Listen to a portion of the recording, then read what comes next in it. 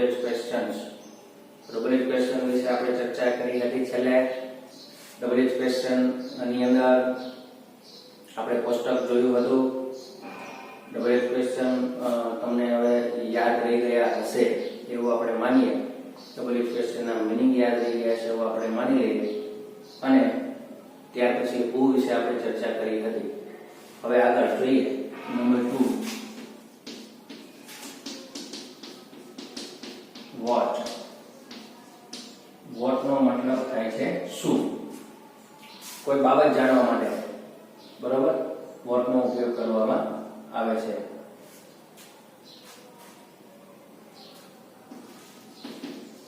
વ્યક્તિ વિશે માહિતી લેવા, વ્યક્તિનો હોદ્દો, પદ, એના વિશે જાણવા માટે પણ બુદ્ધિ પ્રશ્ન પૂછી શકાય છે, બરોબર. કે શું કરી રહ્યો છે વ્યક્તિ, તો એના વિશે જાણવા માટે પણ બુદ્ધિ પ્રશ્ન પૂછી શકાય છે. અને હું જે છે એ કર્મ જાણવા માટે કર્મ જાણવા માટે વોટ થી પ્રશ્ન પૂછવામાં આવે છે, બરોબર. તો વોટ ની વાક્ય રચના આપણે જોઈએ.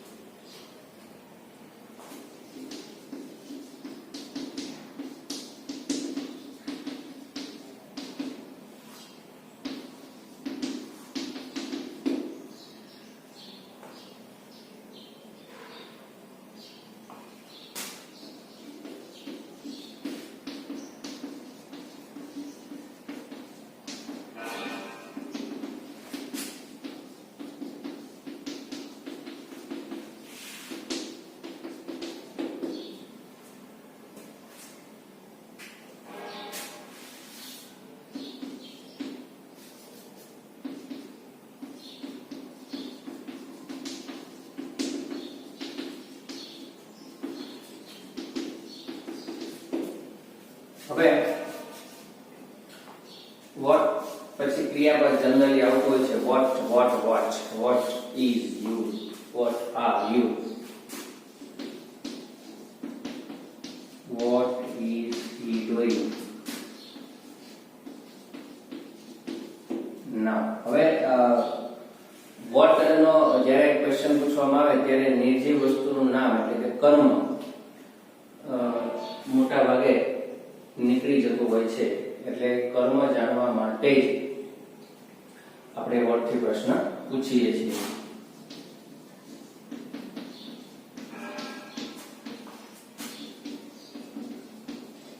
વોટ ઇઝ યોર ફાધર, તમારા ફાધર શું છે. શું છે એનો મતલબ શું, તો એ એનો વ્યક્તિ વિશેનું એટલે કે એ કયા પદ ઉપર છે, કઈ પોસ્ટ ઉપર. What is your father, my father is teacher, my father is a doctor, બરોબર.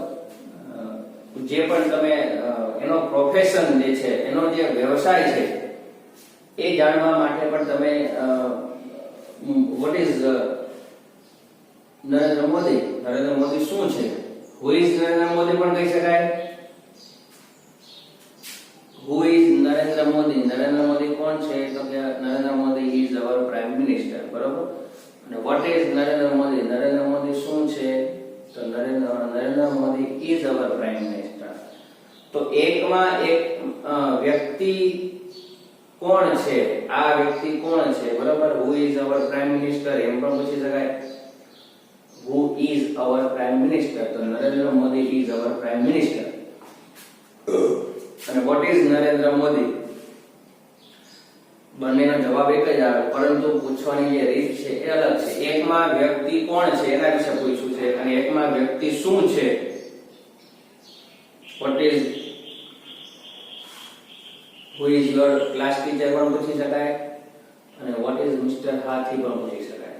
આપણે પ્રશ્ન પૂછ્યો છે, બરોબર. તો વોટ ઇઝ યોર ફાધર, તમારા ફાધર શું છે એનો મતલબ કે તમારા ફાધર શું વ્યવસાય કરે છે. My father is a businessman, my father is an employee, બરોબર. તો વ્યક્તિ વિશે એટલે હોય તો તમે વોટ થી પ્રશ્ન પૂછી શકો છો. કોઈ પણ કાળનું વાક્ય તમે બનાવી શકો. પછી વોટ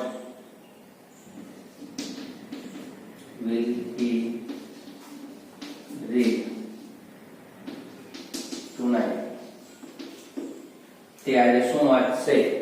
શું વાંચશે? શું શું એટલે નિર્જીવ વસ્તુનું નામ જાણવા માટે વોટ થી પ્રશ્ન પૂછવામાં આવે છે. બરોબર.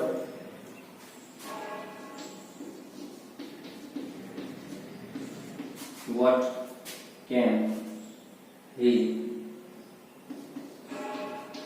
play?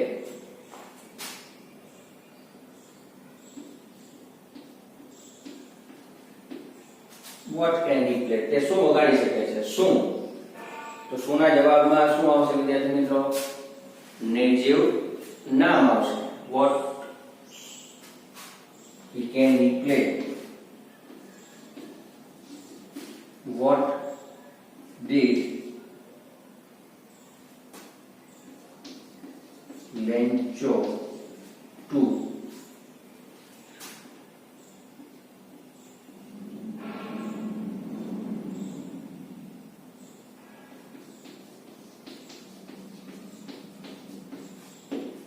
What did Lencho do?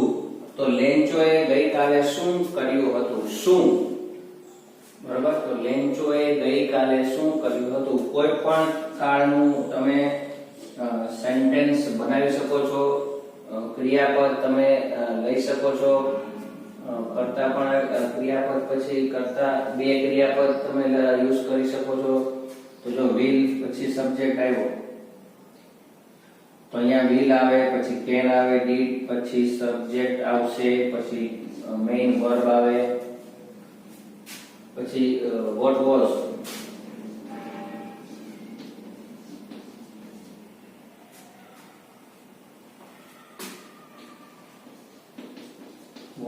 Mr. Hathi. Mr. Hathi શું હતા? શું હતા? શું હતા? તો was થી પ્રશ્ન પૂછો. આપણે જ્યારે કોઈ વ્યક્તિ વિશે જ્યારે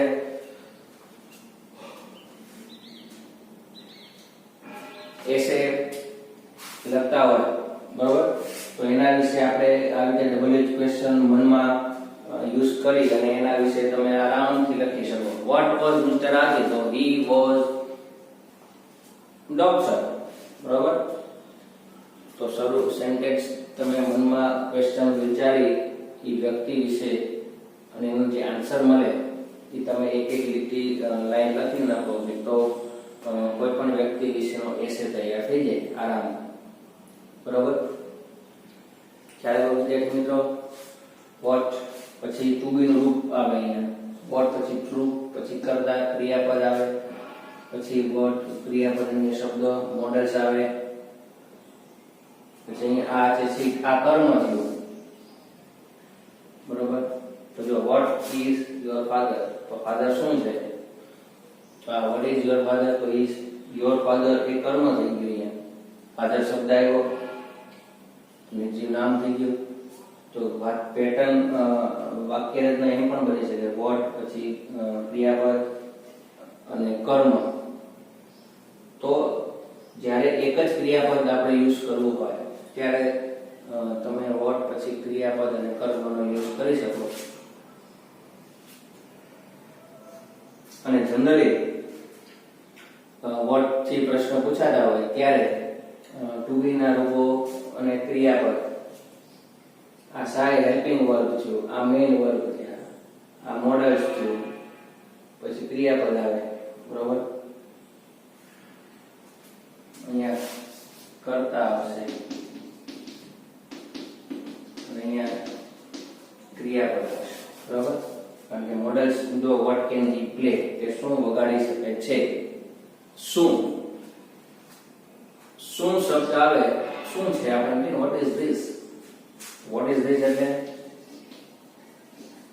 vote is this? What is this? આ શું છે? આપણે એવું કેવું હોય તો તમે આરામથી વોટ થી પ્રશ્ન પૂછી શકો. What is this? This is a ચોક.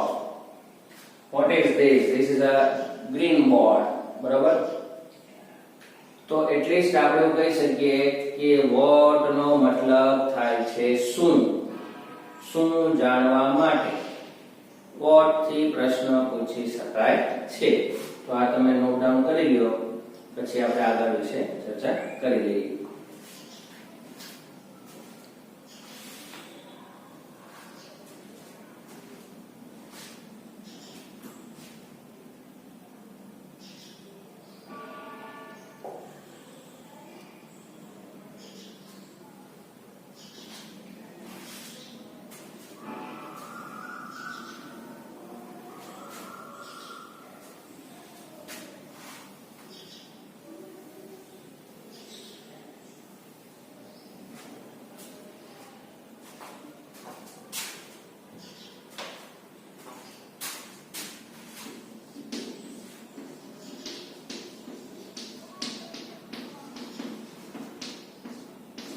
વેર. હવે વેર નો મતલબ થાય છે સ્થળ વિશે જાણવા માટે.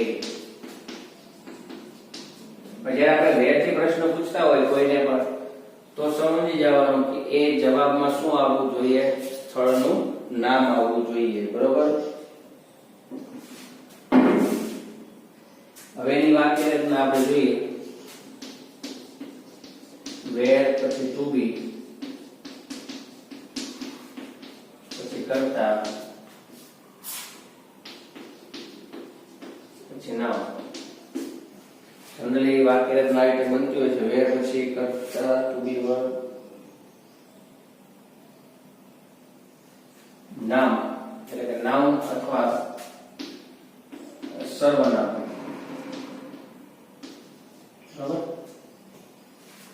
Sorry, pronoun.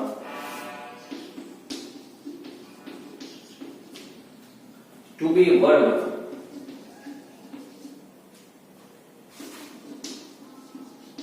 અને બીજું વાક્ય રચના આપણે જોયું હોય તો વેર પછી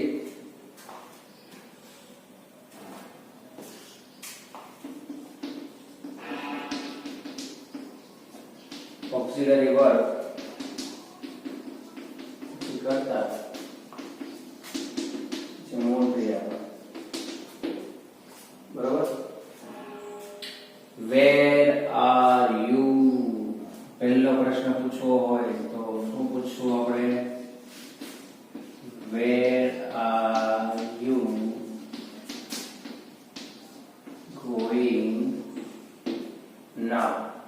વેર આર યુ ગોઈંગ નાઉ? તો આર અને ગોઈંગ. બરોબર.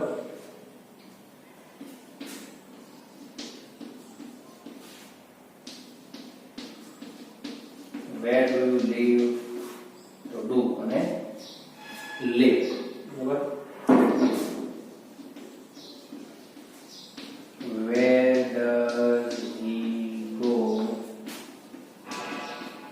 daily? દરરોજ તે ક્યાં જાય છે?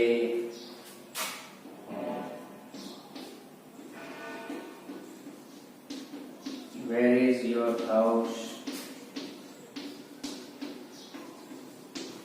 તમારું ઘર ક્યાં છે? બરાબર. તો આપણે યોર હાઉસ તો એનું નામ થઈ ગયું. સમજાઈ ગયું વિદ્યાર્થી મિત્રો?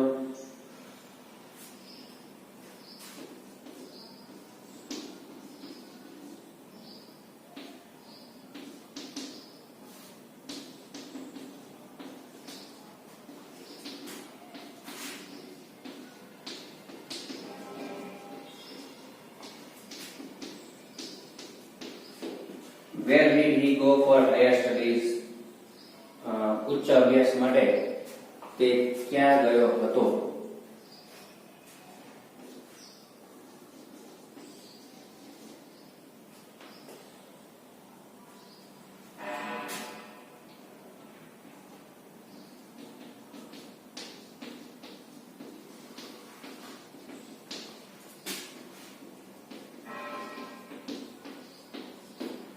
Where will you go for vacation?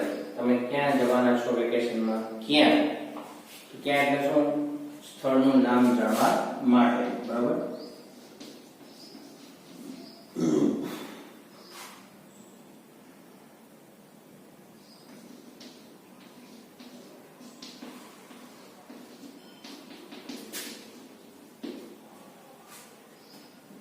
Where does lion live?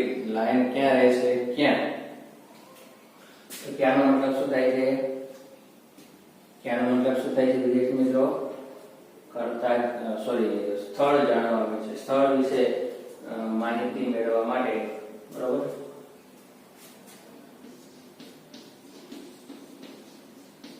Where is Rani ki Vav located? Where is Rani ki Vav located? Rani ki Vav ક્યાં આવેલી છે? ક્યાં આવેલી છે? તો રાણી કી વાવ ગુજરાતીમાં આપણે એને રાણી કી વાવ કહીએ છીએ, બરાબર? અંગ્રેજીમાં એને રાણી કી વાવ એવો શબ્દ આપણે યુઝ કરીએ છીએ, બરાબર? તો આપણે અભ્યાસ કરી ચૂક્યા છીએ આ યુનિટ વિશે, ગુજરાતીમાં પણ અને અંગ્રેજી ભાષામાં પણ. તો ક્યાં આવેલી છે? ક્યાં? તો એ સ્થળ વિશે જાણવા માટે, એ સ્થળનું નામ. Where is crystal mall? Crystal mall ક્યાં આવેલું છે? ક્યાં આવેલું છે? તો ઇન રાજકોટ. તો રાજકોટ એ સ્થળનું નામ હતું ને, અને એ ક્રિસ્ટલ મોલ નું એડ્રેસ પૂછે. Where is your house? તમારું ઘર ક્યાં આવેલું છે એવું પૂછવું હોય. Where is your school? તમારી સ્કૂલ ક્યાં આવેલી છે? તો આપણે પૂછવું હોય તો આપણે વેર થી પ્રશ્ન પૂછી શકીએ છીએ. તો આ વાક્ય રચના લખી નાખજો વિદ્યાર્થી મિત્રો, સાથે સાથે એક્ઝામ્પલ પણ લખી નાખજો, જેથી કરીને તમને ખ્યાલ આવે કઈ રીતે વાક્ય બનાવવા, બરોબર? પછી આપણે આગળ ચર્ચા કરીએ.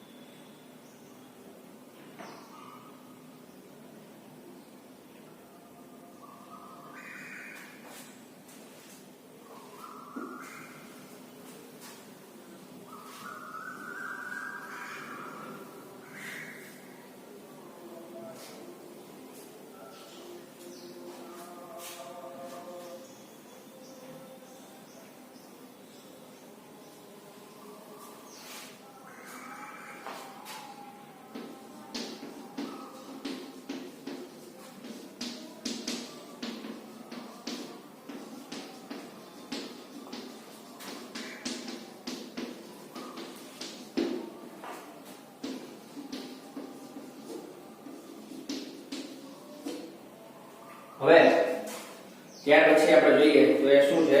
વેન. હવે વેન નો મતલબ જે છે,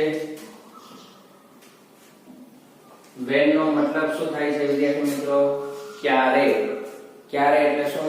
સમય જાણવા માટે.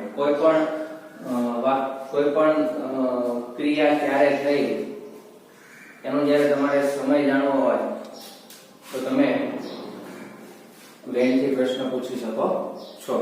સમજાઈ ગયું વિદ્યાર્થી મિત્રો?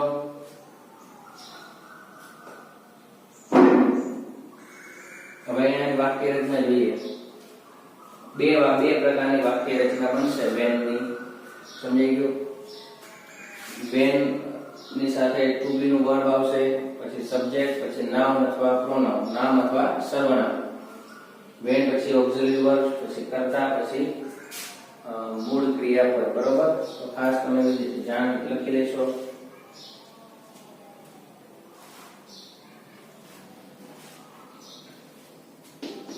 હવે વાક્યની અંદર જ્યારે આપણે સમય જાણવો હોય તો વેન થી પ્રશ્ન પૂછીએ છીએ. When will you come tomorrow? હવે ટુમોરો એ શબ્દ સમય જ થયો, પણ ટુમોરો એટલે આવતીકાલે, પણ ચોક્કસ સમય. આવતીકાલે તમે ક્યારે આવશો? કોઈને પૂછે when will you come my home, એમ પણ પૂછી શકાય. When will you come to my home? મારા ઘરે તમે ક્યારે આવશો એમ પણ પૂછી શકાય. અને આવતીકાલે તમે ક્યારે આવશો એમ પણ પૂછી શકાય.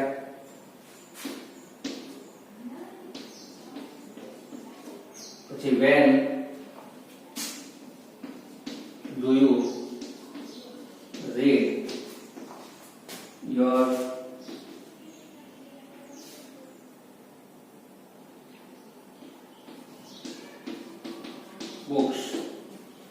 તમારી બુક પુસ્તકો તમે ક્યારે વાંચો છો? when do you read your books? ક્યારે? તો જો when પછી do,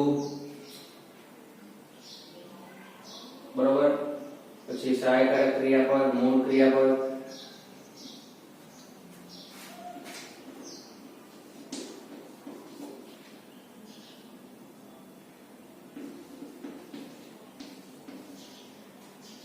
when did he go there yesterday? When did he go there yesterday? ગઈકાલે તે ક્યાં ગયો હતો? સોરી, ત્યાં ગઈકાલે ક્યારે ગયો હતો? ગઈકાલે તો ખરું, પણ એક્ઝેક્ટ ટાઈમ, બરોબર.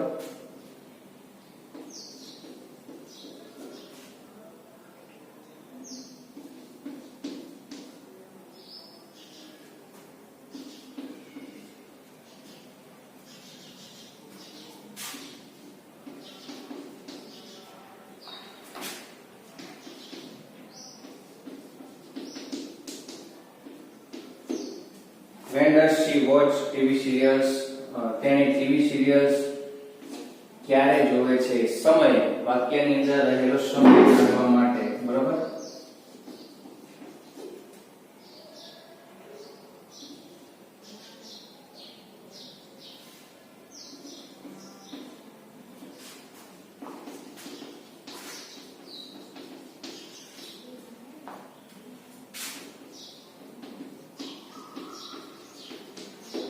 When has he completed this work? આ કાર્ય તેણે ક્યારે પૂરું કર્યું? ક્યારે? તો ક્યારે એટલે સમય, વાક્યની અંદર રહેલો સમય તમારે જાણવો હોય. પછી when.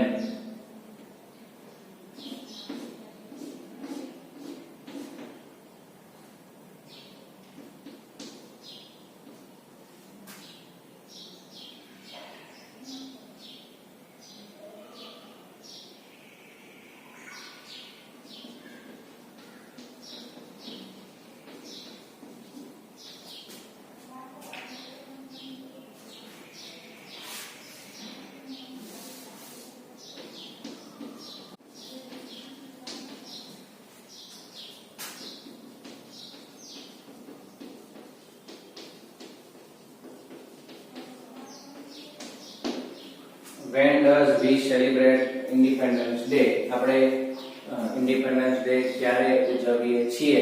ક્યારે? તો ઇન્ડિપેન્ડન્સ ડે આપણે ક્યારે ઉજવીએ છીએ? સમય 15th ઓગસ્ટ, બરાબર. તો કહેવાનો મતલબ કે when થી જ્યારે આપણે પ્રશ્ન પૂછવો હોય તો એનો મતલબ એવો થાય છે કે we would like to know about the time, period of time, સમય જાણવા માટે આપણે કોઈ ક્રિયા ક્યારે થઈ, બરોબર, અને એ સમય જો આપણે જાણવો હોય ત્યારે when does your lecture start? When does your lecture start? તમારો લેક્ચર ક્યારે શરૂ થાય છે? આપણે એવું પૂછવું હોય ક્યારે, તો ક્યારે એટલે શું થયો? સમય. તો સમય જાણવા માટે આપણે when થી પ્રશ્ન પૂછી શકીએ છીએ. તો વિદ્યાર્થી મિત્રો, તમે આ નોટ ડાઉન કરી લેશો તો તમને ખ્યાલ આવશે, બરાબર. પછી આગળનો ટોપિક આપણે જોઈએ.